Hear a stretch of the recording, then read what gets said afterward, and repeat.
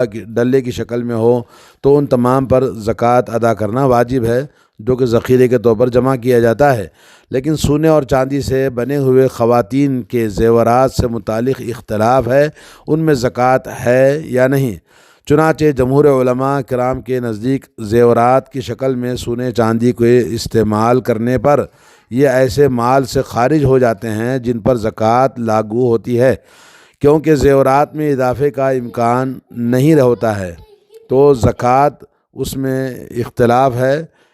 جبکہ احناف اس بات کے قائل ہیں کہ زیب و زینت کے لیے زیورات استعمال کرنا زکوٰۃ واجب ہونے میں رکاوٹ نہیں ہے۔ انہوں نے اپنے اس موقف کے لیے اصل کو دلیل بنایا ہے، اور اس طرح احادیث بھی ان کی تائید کرتی ہیں۔ نمبر 1۔ نمبر 2 یہ ہے کہ سونے چاندی کے زیورات پر زکوٰۃ سے متعلق علماء کرام کے مابین اختلاف 3 شرائط کو مد نظر رکھ کر سمجھنا آسان ہو جائے گا۔ نمبر 1، زیور سونے یا چاندی سے بنا ہوا ہو، چنانچہ اگر زیور کسی اور چیز سے بنا ہوا ہے تو اس میں بالاجماع زکوٰۃ نہیں ہوگی۔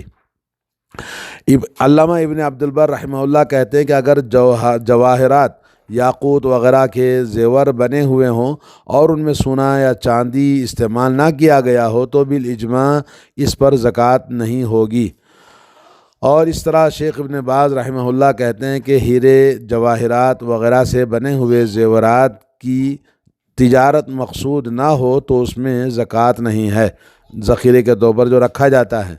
نمبر 2 یہ کہ شرعی طور پر زیور جائز ہے، چنانچہ شرعی طور پر حرام زیور میں تمام علماء کرام کے ہاں زکوٰۃ واجب ہوگی، کیونکہ غیر شرعی زیور ہونے کی وجہ سے زکوٰۃ کی ادائیگی ساقط نہیں ہو سکتی۔ اس کی وجہ یہ ہے کہ شریعت کی روح سے یہ زیور ہی منع ہے، تو اس کا حکم استعمال میں نہ آنے والی چیز کا ہوگا اور اس میں زکوٰۃ واجب ہوگی۔ علامہ ابن قدامہ رحمۃ اللہ علیہ کہتے ہیں کہ جس شخص کے پاس سونے یا چاندی سے بنی ہوئی کوئی حرام چیز موجود ہو، مثال کے طور پر مرد اپنے لیے گلے کا کڑا بنا لے یا سونے کی انگوٹھی پہنے، اسی طرح قرآن مجید کی آرائش کے لیے سونے کا استعمال کرے، قلم ہے، دوات ہے، چراغ وغیرہ یا کوئی بھی فیشن کی چیز سونے چاندی کی بنا لے تو اس میں زکوٰۃ واجب ہوگی، کیونکہ ایسی چیزیں بنا کر استعمال کرنے سے سونے کی اصلیت باقی رہے گی اور اس میں زکوٰۃ واجب ہوگی۔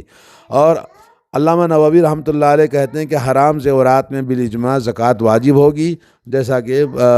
روضۃ الطالبین میں لکھا ہے۔ اسی طرح شیخ ابن عثیمین رحمہ اللہ نے شرح الکافی میں کہا کہ اس طرح کوئی عورت سانپ کی شکل کے کڑے بنوائے، جیسا کہ آج کل فیشن بنا ہوا ہے مختلف قسم کے ڈیزائن، تو یہ حرام ہے، کیونکہ جانوروں کی شکل میں مشتمل ایسے زیورات پہننا حرام ہے، یا اس طرح شیر کی شکل کا بازو پہنے تو یہ بھی حرام ہے اور اس کے زکوٰۃ ادا کرنا واجب ہوگی۔ اسی طرح مرد سونے کی انگوٹھی بنوا کر پہنے تو نصاب پورا ہونے کی صورت میں اس میں بھی زکوٰۃ واجب ہوگی۔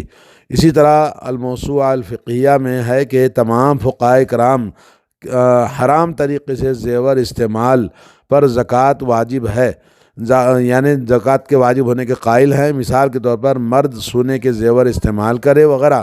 نمبر 3 یہ کہ زیور استعمال کے لیے تیار کیا گیا ہو، چنانچہ ایسے زیور کے بارے میں ہی اختلاف ہے جو کہ انسان استعمال اور زینت کے لیے تیار کرواتا ہے، اور ایسا زیور جو استعمال اور زینت کے لیے تیار نہ کروایا جائے بلکہ تجارت یا کرائے پر دینے کے لیے یا پھر اپنی رقم محفوظ کرنے کے لیے تیار کیا گیا جائے تو اس میں سب کے نزدیک زکوٰۃ واجب ہوگی اور سب کا موقف ایک ہی ہے۔ علامہ ابن قدامہ رحمۃ اللہ علیہ کہتے ہیں کہ ایسا زیور جو کرائے پر دینے کے لیے یا ضرورت کے وقت بیچ کر استعمال کرنے کے لیے تیار کیا جائے تو اس میں زکوٰۃ ہوگی، کیونکہ صرف اس وقت زیور کی زکوٰۃ ساقط ہوتی ہے جب زیور کو استعمال کے لیے تیار کیا جائے اور ذاتی استعمال کی صورت میں زیور سے منافع نہیں ملتا۔ چنانچہ ذاتی استعمال کے علاوہ کوئی بھی صورت ہو تو اسے اصل پر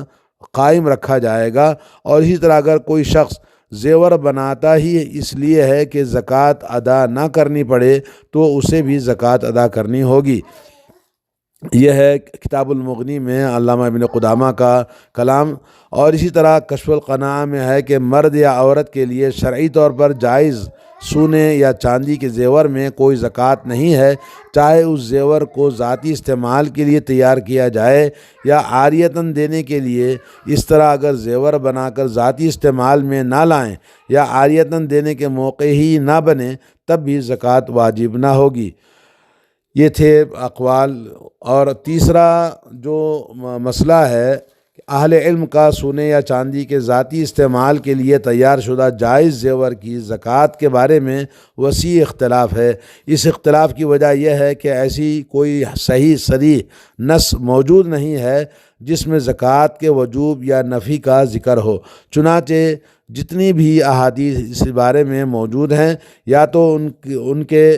پائے ثبوت تک پہنچنے میں اختلاف ہے یا پھر ان کے سمجھنے میں اختلاف ہے۔ اس طرح اختلاف کی ایک وجہ یہ بھی ہے کہ کچھ اہل علم نے زیور جس چیز سے بنائے گئے ہیں اس چیز کا اعتبار کرتے ہوئے کہا ہے کہ چونکہ یہ زیورات ایسی معدنیات سے بنی ہیں جنہیں لوگ آپس کے لین دین کے لیے استعمال کرتے ہیں اور اس معدنیات میں بالاجماع زکوٰۃ بھی واجب ہوتی ہے، اس لیے زیورات میں بھی زکوٰۃ واجب ہوگی۔ چنانچہ انہوں نے ڈھلائی کیے ہوئے سونے چاندی کے زیورات اور سکوں پر زکوٰۃ واجب قرار دی ہے، جبکہ دیگر اہل علم نے اس بات کو مد نظر رکھا ہے کہ یہ زیورات سونار کے محنت اور ڈیزائننگ کی وجہ سے سونے چاندی کے سکوں سے مشابہت نہیں رکھتے ہیں، چنانچہ انہوں نے گھریلو سامان، کپڑے اور دیگر ایسی چیزوں میں شامل کیا جنہیں انسان اپنی ذاتی ضروریات کے لیے استعمال کرتا ہے، اور اس قسم کی چیزوں پر اجماع زکوٰۃ واجب نہیں، بالاجماع زکوٰۃ واجب نہیں ہوتی، کیونکہ جو زیورات سونے یا چاندی کے عورتوں کے لیے جو خاص بنے ہوئے ہیں جن کو عورتیں استعمال کرتی ہیں، اور وہ استعمال کرنے والے زیورات ویسے ہی ہیں جیسے گھر کے برتن ہیں یا کپڑے ہیں یا اور چیزیں عورت اپنے لیے استعمال کرتی ہے، چنانچہ اس بنا پر دیگر اہل علم نے یہ کہا کہ زیورات میں زکوٰۃ نہیں ہوگی۔ زیورات پر زکوٰۃ واجب ہونے کے قائلین میں احناف اور امام احمد کی ایک روایت کے مطابق ابن منذر اور خطابی اور ابن حزم اور صنعانی، جبکہ معاصر علماء کرام میں ابن باز، ابن عثیمین اور دائمی فتویٰ کمیٹی نے بھی اسی کے مطابق فتویٰ صادر کیا ہے۔ ان کے ہاں زیورات پر زکوٰۃ واجب ہونے کے لیے سب سے قوی ترین دو چیزیں ہیں۔ نمبر ایک، ایسی تمام احادیث اور نصوص جن میں سونے اور چاندی کے زکوٰۃ دینے کا حکم عام پایا جاتا ہے ان میں کسی بھی قسم کے سونے اور چاندی کو استثناء نہیں کیا گیا ہے۔ مثال کے طور پر حدیث میں ہے کہ چاندی میں 40واں حصہ ہے، اور اسی طرح حدیث میں ہے کہ 5 اوقیہ درہم یعنی 200 درہم کم میں زکوٰۃ نہیں ہے۔ علامہ ابن حزم کہتے ہیں کہ جب رسول اللہ صلی اللہ علیہ وسلم سے یہ ثابت ہے کہ چاندی میں 40واں حصہ ہے اور اس طرح 5 اوقیہ یعنی 200 درہم سے کم میں زکوٰۃ نہیں ہے، تو جب زیورات بھی چاندی ہیں تو اس میں زکوٰۃ واجب ہوگی، کیونکہ چاندی کے زیورات دونوں صحیح احادیث کے زمرے میں آتے ہیں۔ چنانچہ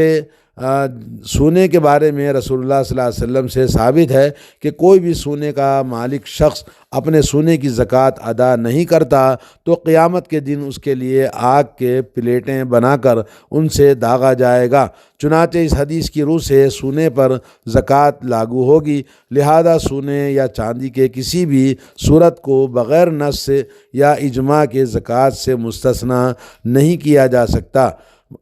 یہ علامہ ابن حزم المحلہ بالآثار۔ بلکہ ان تمام دلائل سے پہلے فرمان باری تعالیٰ ہے کہ اللہ رب العالمین والذین یکنزون الذہب والفضة ولا ينفقونها فی سبیل اللہ فبشرہم بعذاب علیم، جو لوگ سونا اور چاندی ذخیرہ اندوزی کرتے ہیں اور انہیں اللہ کے راہ میں خرچ نہیں کرتے تو انہیں دردناک عذاب کی خوشخبری سنا دیں۔ سورہ توبہ آیت نمبر 34۔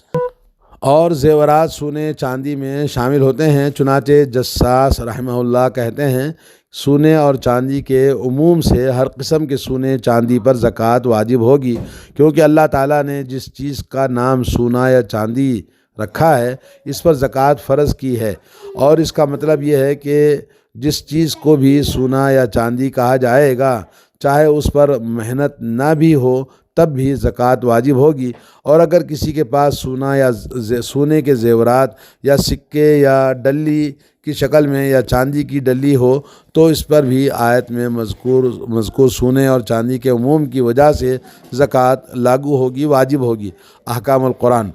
علامہ شیخ ابن عثیمین رحمہ اللہ کہتے ہیں کہ یہ آیت ہر قسم کے سونے چاندی کے بارے میں ہے، کیونکہ اس میں کسی خاص قسم کے سونے کی تخصیص نہیں کی گئی ہے۔ چنانچہ جو شخص یہ کہتا ہے کہ جائز زیور اس آیت سے خارج ہے تو وہ دلیل پیش کرے۔